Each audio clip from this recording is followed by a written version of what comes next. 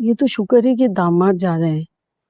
अगर साथ अपनी आयमा बीबी को ले जाते तो सोचे कि घर में कितनी उदासी हो जाती है। इसी बात की तो परेशानी है सुखरा।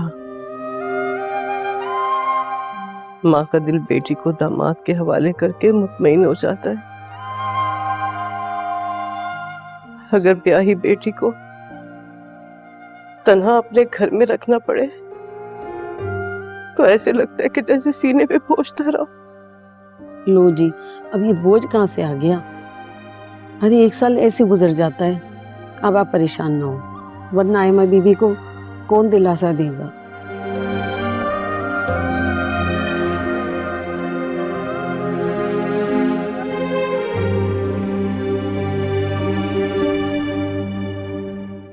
रुबीना, खाला है? जी बेगम साहिबा सो रही हैं जी, जगा दूं? नहीं नहीं, मानी तो है ना घर पे? जी जी, साहब छोटे साहब अपने कमरे में हैं, बुलाऊं? नहीं नहीं, मैं खुद ही मिल लूंगी।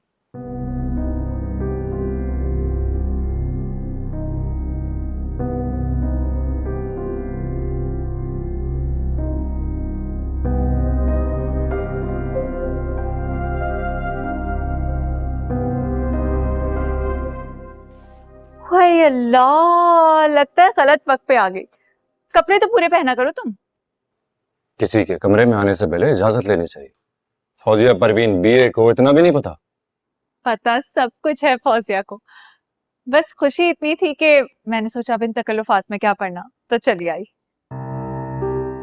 बड़े अरसे बाद इतनी खुश लग रही हो, खैरियत तो है?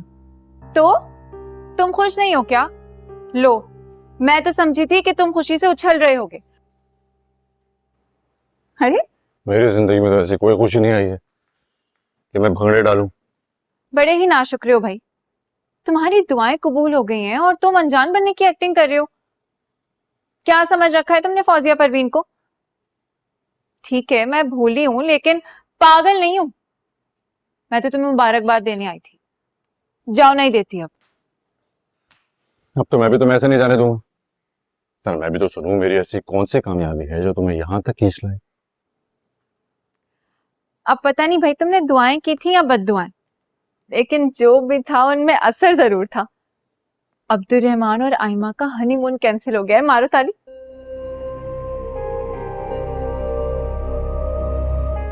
जिस बात की इतनी खुशी है।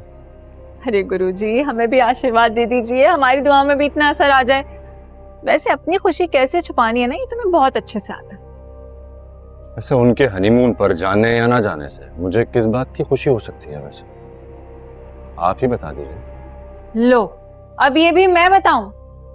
कसम खाओ, प्यार करते हो ना आयमा से? दिल ही दिल में जलन तो होती होगी उसे अब्दुल रहमान के पहलू में देख के।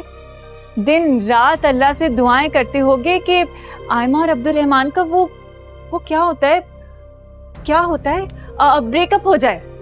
तो बस झगड़े की इब्तिदा हो गई, दूल्हा दुल्हन का हनीमून कैंसिल, यानी कि ट्रेन पटरी से उतरना शुरू। शर्म आ रही है मुझे तुम्हारी ज़हनियत पर। क्या दोस्त ऐसे होते हैं कि एक दोस्त को दुखी देखकर खुश हों और दूसरे दोस्त पर इल्जाम लगाएं? बड़े ही एहसान फरामोश हो तुम मानी। अरे मैं तुम्हारी खुशी में खुश होने आई हूँ। दोस्त हूं मैं तुम दोनों की बचपन की, तुम दोनों को इकट्ठा देखना चाहती हूँ।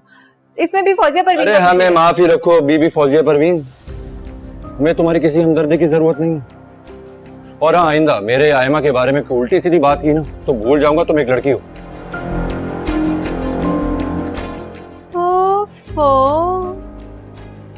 वैसे किस्मत की बड़ी धनी है आयमा, किसी का कितना भी नुकसान कर दे लोग उसी की हिमायत करते। और एक बेचारी फौजिया परवीन, किसी से कितनी भी हमदर्दी कर लूं बुरी मैं ही बनती।